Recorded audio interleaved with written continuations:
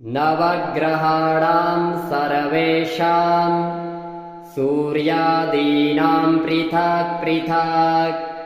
पीडा च दुस्सहा राजन् जायते सततं नृणां पीडानाशाय राजेन्द्र नामानि शृणु भास्वतः सूर्यादीनां च सर्वेषां पीडा नश्यति शृण्वतः आदित्या सविता सूर्यः पूषार्कः शीघ्रगो रविः भगवस्पष्टार्यमाहंसो हेलिस्तेजो निधिर्हरिः दीननाथो दिनकरः सप्तसप्तिः प्रभाकरः विभावसुरवेदकर्ता वेदांगो वेदवाहनः हरिदश्वः कालवक्त्रः कर्मसाक्षी जगत्पतिः पद्मिनी बोधको भानुर भास्करः करुणाकरः द्वादशात्मा विश्वकर्मा लोहितांगस्तमोनुदः जगन्नाथो रविन्दाक्षः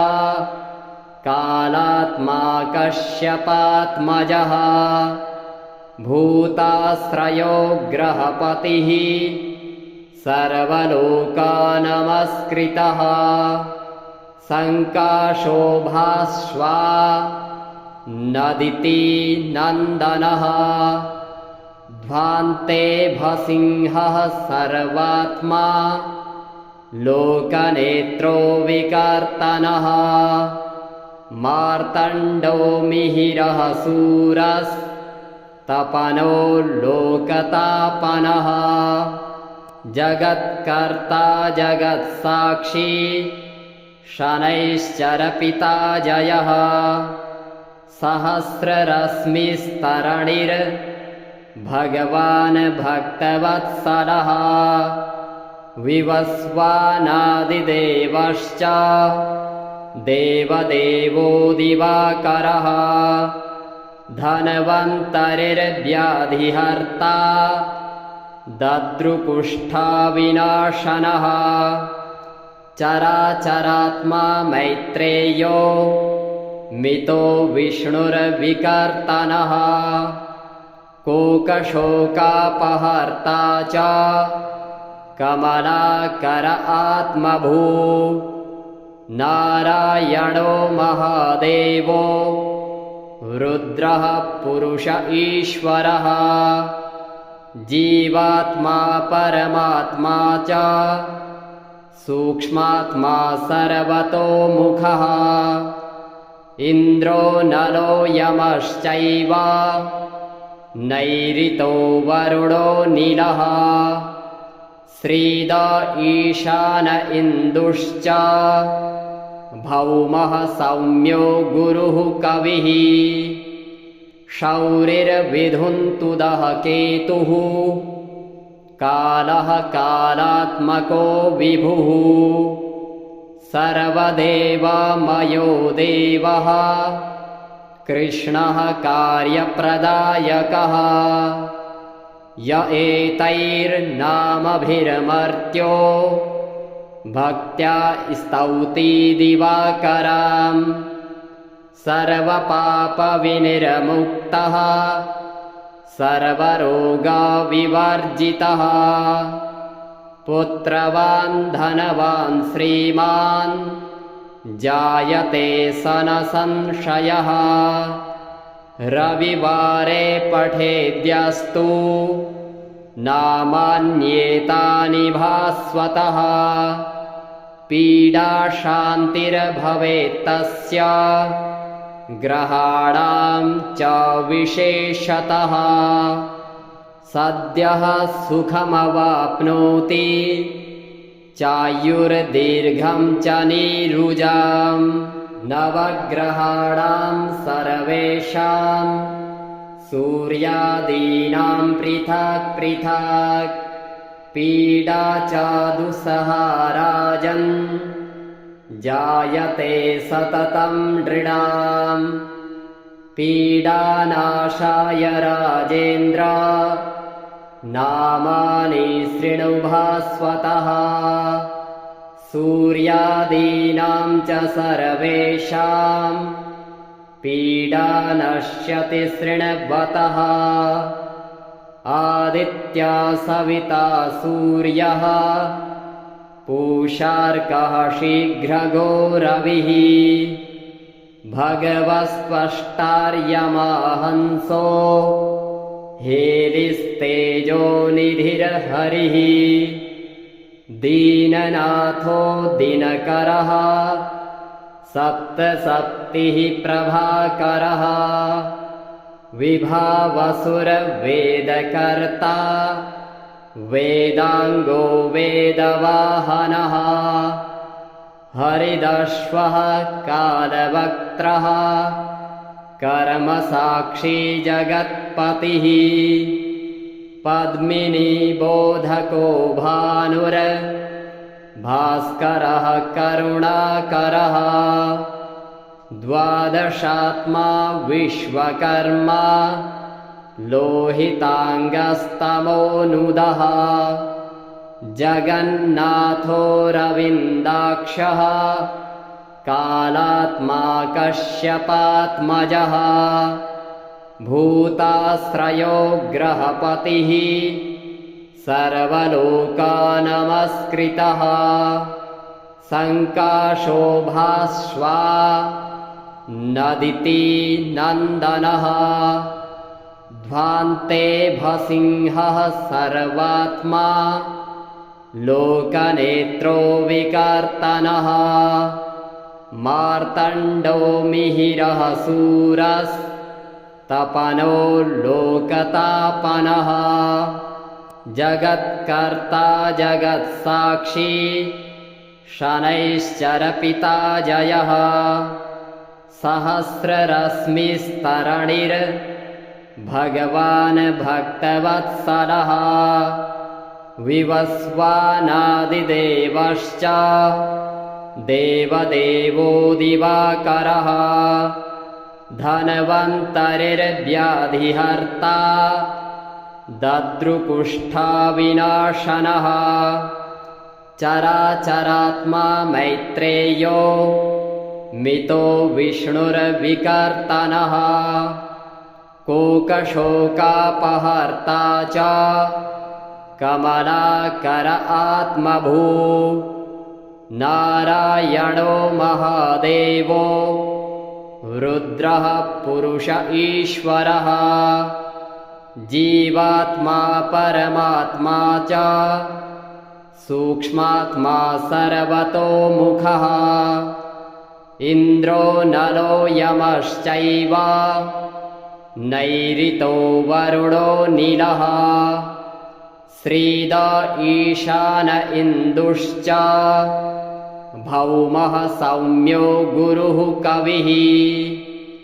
शौरिर्विधुन्तुदः केतुः कालः कालात्मको विभुः सर्वदेवमयो देवः कृष्णः कार्यप्रदायकः य एतैर्नामभिरमर्त्यो भक्त्या स्तौति दिवाकरां सर्वपापविनिर्मुक्तः सर्वरोगविवर्जितः पुत्रवान् धनवान् श्रीमान्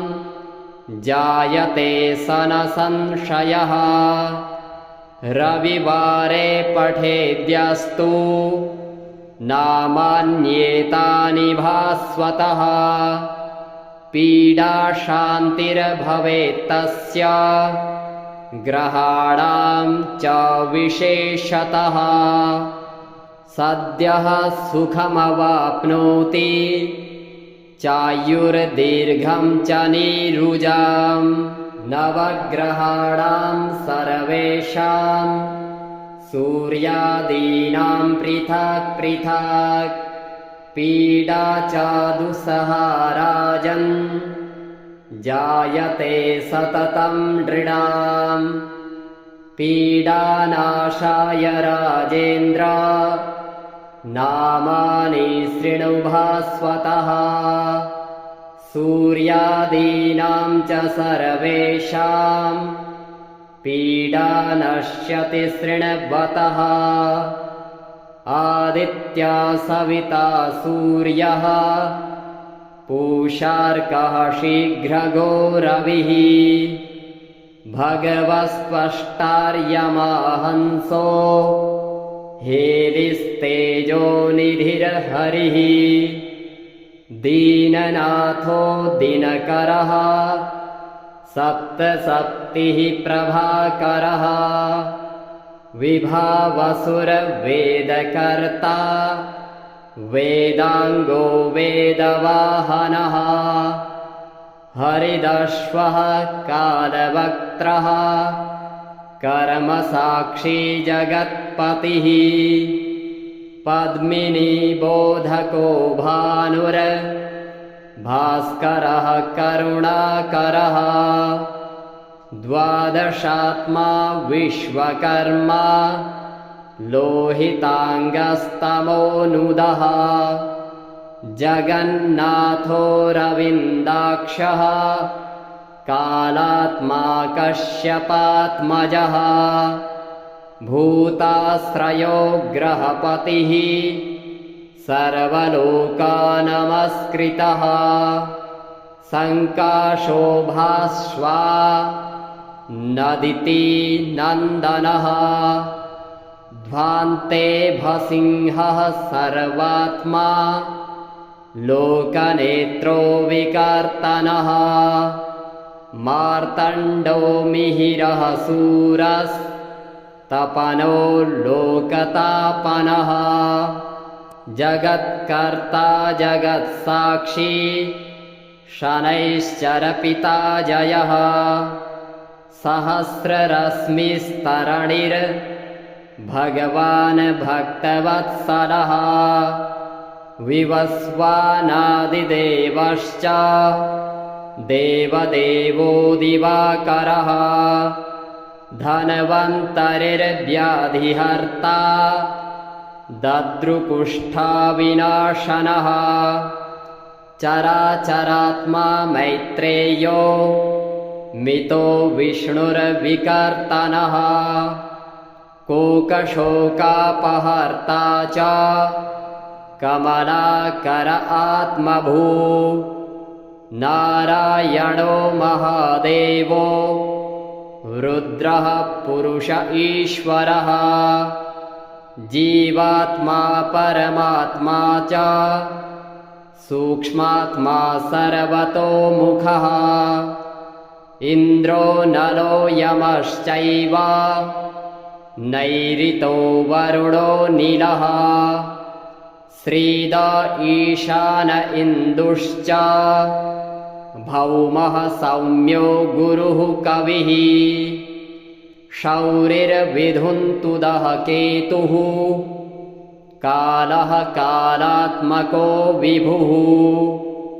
सर्वदेवमयो देवः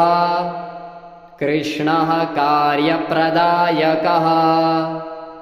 य एतैर्नामभिर्मर्त्यो भक्त्या स्तौति दिवाकरां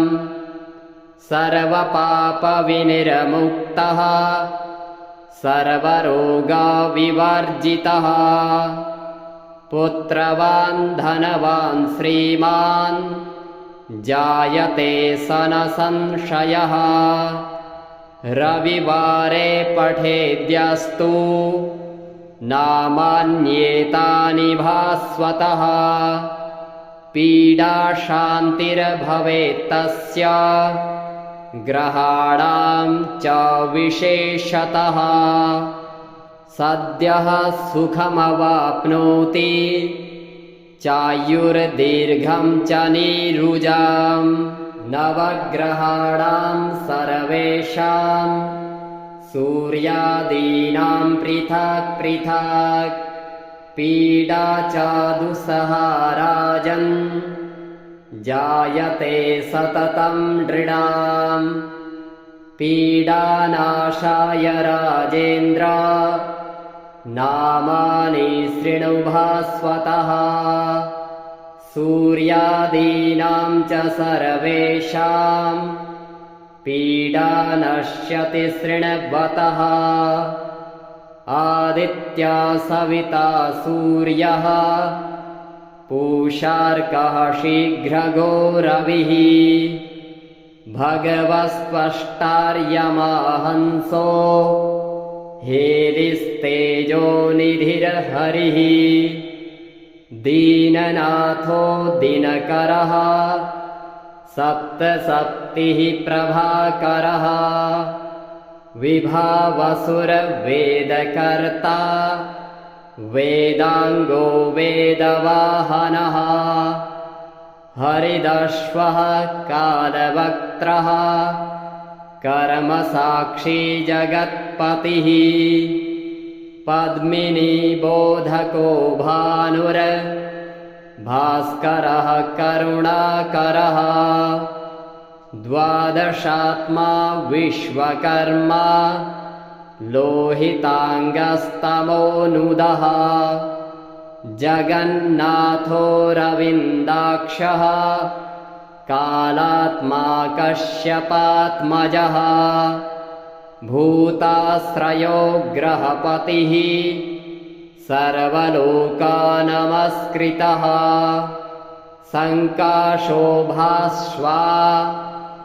नदिति नन्दनः ध्वान्ते भसिंहः सर्वात्मा लोकनेत्रो विकर्तनः मार्तण्डो मिहिरः शूरस्तपनो लोकतापनः जगत्कर्ता जगत्साक्षी शनैश्चरपिता जयः सहस्ररश्मिस्तरणिर्भगवान् भक्तवत्सलः विवस्वानादिदेवश्च देवदेवो दिवाकरः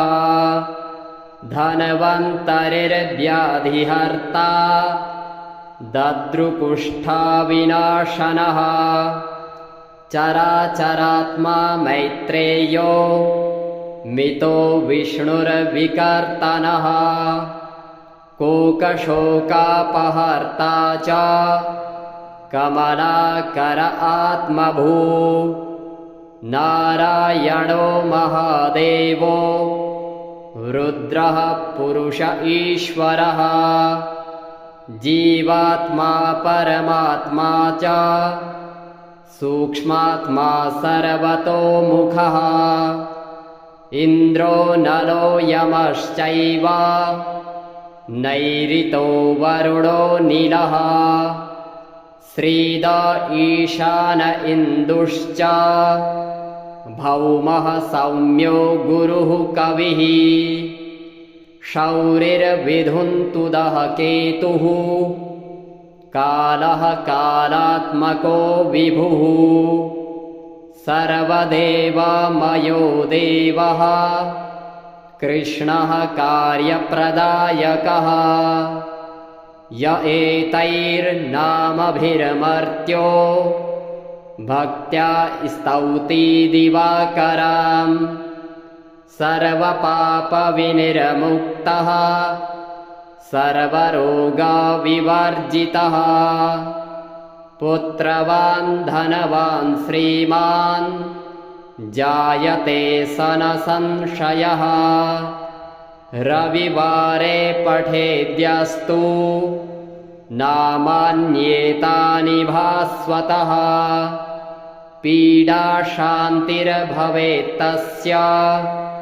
ग्रहाणां च विशेषतः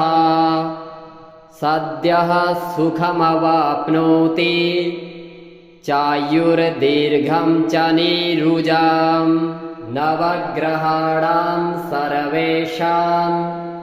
सूर्यादीनां पृथक् पृथक् पीडा चादुसहा राजन् जायते सततं नृणां पीडानाशाय राजेन्द्र नामानि शृणु भास्वतः सूर्यादीनां च सर्वेषां पीडा नश्यति शृण्वतः आदित्या सविता सूर्यः पूषार्कः शीघ्रगो रविः भगवस्पष्टार्यमाहंसो हेलिस्तेजो निधिर्हरिः दीननाथो दिनकरः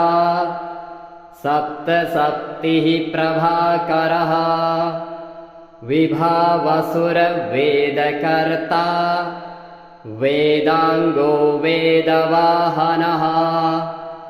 हरिदश्वः कालवक्त्रः कर्मसाक्षी जगत्पतिः पद्मिनी बोधको भानुर भास्करः करुणाकरः द्वादशात्मा विश्वकर्मा लोहितांगस्तमोनुदः जगन्नाथो रविन्दाक्षः कालात्मा कश्यपात्मजः भूताश्रयो ग्रहपतिः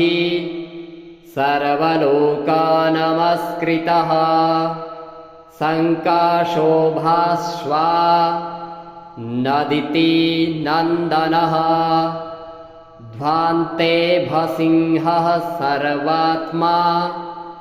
लोकनेत्रो विकर्तनः मार्तण्डो मिहिरः शूरस्तपनो लोकतापनः जगत्कर्ता जगत्साक्षी शनैश्चरपिता जयः सहस्ररश्मिस्तरणिर्भगवान् भक्तवत्सलः विवस्वानादिदेवश्च देवदेवो दिवाकरः धन्वन्तरिर्व्याधिहर्ता दद्रुकुष्ठाविनाशनः चराचरात्मा मैत्रेयो मितो विष्णुर्विकर्तनः कोकशोकापहर्ता च कमलाकर आत्मभू नारायणो महादेवो रुद्रः पुरुष ईश्वरः जीवात्मा परमात्मा च सूक्ष्मात्मा सर्वतोमुखः इन्द्रो नलो यमश्चैव नैऋतो वरुणो नीलः श्रीद ईशान इन्दुश्च भौमः सौम्यो गुरुः कविः शौरिर्विधुन्तुदः केतुः कालः कालात्मको विभुः सर्वदेवमयो देवः कृष्णः कार्यप्रदायकः य एतैर्नामभिर्मर्त्यो भक्त्या स्तौति दिवाकराम् सर्वपापविनिर्मुक्तः सर्वरोगविवर्जितः पुत्रवान् धनवान् श्रीमान् जायते सन संशयः रविवारे पठेद्यस्तु नामान्येतानि भास्वतः पीडा शान्तिर्भवेत्तस्य ग्रहाणां च विशेषतः सद्यः सुखमवाप्नोति चायुर्दीर्घं च नीरुजां नवग्रहाणां सर्वेषां सूर्यादीनां पृथक् पृथक् पीडा चादुसहा राजन् जायते सततं नृणाम् पीडानाशाय राजेन्द्र नामानि शृणु भास्वतः सूर्यादीनां च सर्वेषां पीडा नश्यति शृण्वतः आदित्या सविता सूर्यः पूषार्कः शीघ्रगो रविः भगवस्त्वष्टार्यमाहंसो हेलिस्तेजो निधिर्हरिः दीननाथो दिनकरः सप्तसप्तिः प्रभाकरः विभावसुरवेदकर्ता वेदांगो वेदवाहनः हरिदश्वः कालवक्त्रः कर्मसाक्षी जगत्पतिः पद्मिनी बोधको भानुर भास्करः करुणाकरः द्वादशात्मा विश्वकर्मा लोहितांगस्तमोनुदः जगन्नाथो रविन्दाक्षः कालात्मा कश्यपात्मजः भूताश्रयो ग्रहपतिः सर्वलोकानमस्कृतः संकाशो भास्वा नदिति नन्दनः ध्वान्ते भसिंहः सर्वात्मा लोकनेत्रो विकर्तनः मार्तण्डो मिहिरः शूरस्तपनो लोकतापनः जगत्कर्ता जगत्साक्षी शनैश्चरपिता जयः सहस्ररश्मिस्तरणिर्भगवान् भक्तवत्सलः विवस्वानादिदेवश्च देवदेवो दिवाकरः धन्वन्तरिर्व्याधिहर्ता दद्रुकुष्ठाविनाशनः चराचरात्मा मैत्रेयो मितो विष्णुर्विकर्तनः कोकशोकापहर्ता च कमलाकर आत्मभू नारायणो महादेवो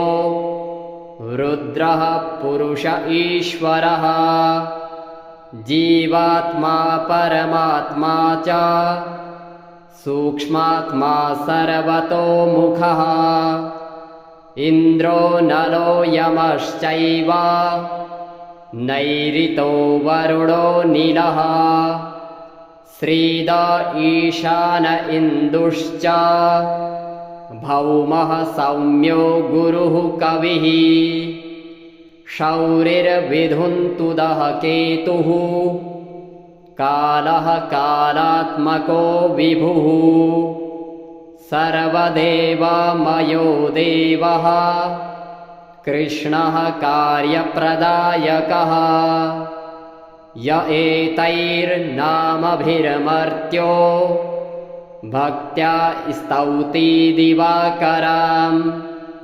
सर्वपापविनिर्मुक्तः सर्वरोगविवर्जितः पुत्रवान् धनवान् श्रीमान्